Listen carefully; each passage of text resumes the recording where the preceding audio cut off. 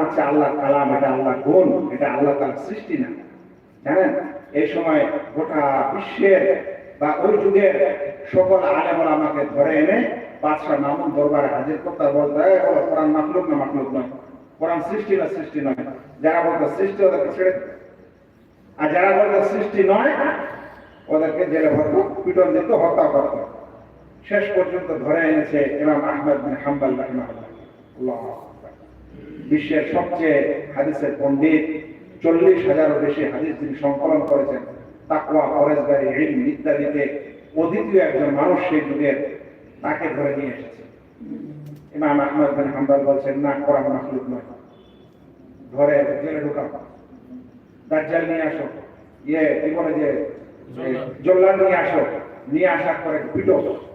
বলছে একদিন পিটেছে, হয়নি। বলছে ডেলি সকাল সন্ধ্যা পিটো, ডেলি সকাল সন্ধ্যা পিঠে পড়া লাগাচ্ছে, পিঠ চিড়ে গেছে, শেষ পর্যন্ত মাংসগুলো তো পোকা উঠে। তারপরেও তিনি বলছেন না, কোরআন মাখলুক নয়। আল্লাহু আকবার। ইমাম আহমদ বিন হাম্বলকে পরে কিছু ওলামারা বলেছিলেন যে, ইমাম আপনি যখন আপনার জীবনের হুমকি ছিল, মরণের ব্যাপার ছিল, আপনি বলতে পারতেন বাঁচার জন্য, জীবন বাঁচার জন্য বলতে পারতেন যে না, কোরআন মাখলুক, ছেড়ে দিত, আপনার অন্তরে তো বিশ্বাসটা আছে। ইমাম আহমদ বিন হাম্বল বলেছিলেন যে আজ যদি আমি সবার মতো ওই কথাটাই বলতাম, তাহলে পৃথিবীতে আর হকটা থাকতো না। পৃথিবীতে কি থাকতো না? সত্যটা থাকতো না। সবাই বলতো কোরআন মাখলুক, কোরআন মাখলুক, আমিও বলতাম, তাহলে হক আর পৃথিবীতে থাকতো না। এই হককে পৃথিবীতে রাখার জন্য আমার জীবন যায় যায়, আমার পিঠে মোচা পড়ুক আর যায় মন তাই হোক, আমি এই হকের জন্য নিজের জীবন দিতে রাজি আছি। কিন্তু এই কথা আমি বলতে পারি না, যেটা বেদাতীরা মুতাযিলিরা বলছে।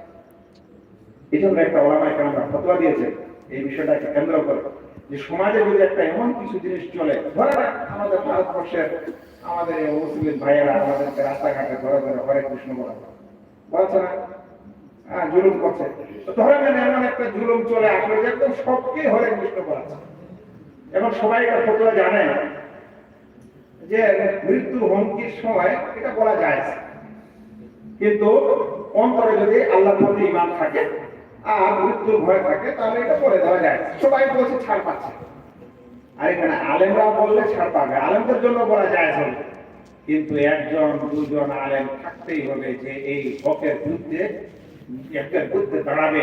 যদি মৃত্যু হয় তো হোক, যেন সমাজের সব মানুষ জানতে পারে যে না, একটা হক বিষয় এখানে ছিল।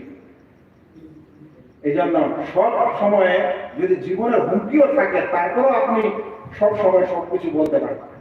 আল্লাহু আকবার।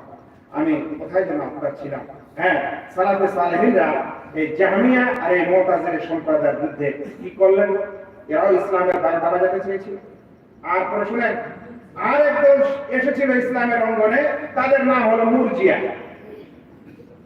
মুরজিয়া মুরজিয়া সম্প্রদায়টা বলছে যে ভাই, এই যে ঈমান আমলের কথা বলছেন, ঈমান হলো আল্লাহ তাআলাকে মুখে স্বীকার করা, অন্তরে বিশ্বাস করা না। তার মুখে স্বীকার করে না, অন্তরে আছে যে আল্লাহ আছে, আপনি বলে দেন মুখে যে হ্যাঁ আল্লাহকে মানি, হয়ে গেল ঈমান।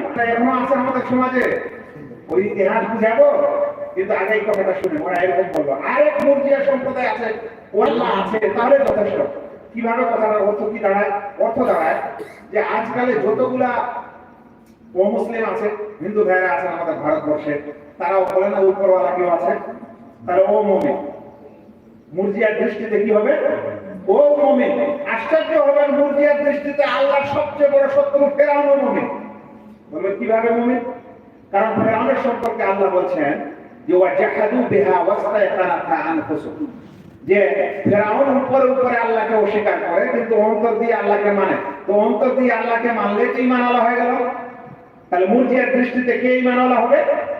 ফেরাউনও ঈমানওয়ালা হবে। আর কি হবে? খোদ ইবলিসও ঈমানওয়ালা হবে, কারণ ইবলিস তো আল্লাহকে দেখেছে, আল্লাহর সঙ্গে কথোপকথন হয়েছে। তাহলে আল্লাহর মারফত তার অন্তরে নেই? আল্লাহর মা ইয়া রাব্বি বলেছে, হ্যাঁ, তাহলে আল্লাহর মারফতের মধ্যে আছে আল্লাহর পরিচয়, তাহলে ও মুমিন। আল্লাহু আকবার। আচ্ছা বলেন তো, দর্শনটা কত বড় খতরা! সম্পূর্ণ ইসলাম নষ্ট হয়ে যাবে এবং জান্নাত পাওয়ার ক্ষেত্রে সব কাফের থেকে নিয়ে আল্লাহর বড় বড় শত্রুরা জান্নাতে যাবে, তারা সবাই মুমিন। ইসলামের অঙ্গনে আপনি চুপ করে বসে থাকবেন? এটা কি কলা খাওয়ার বিষয়?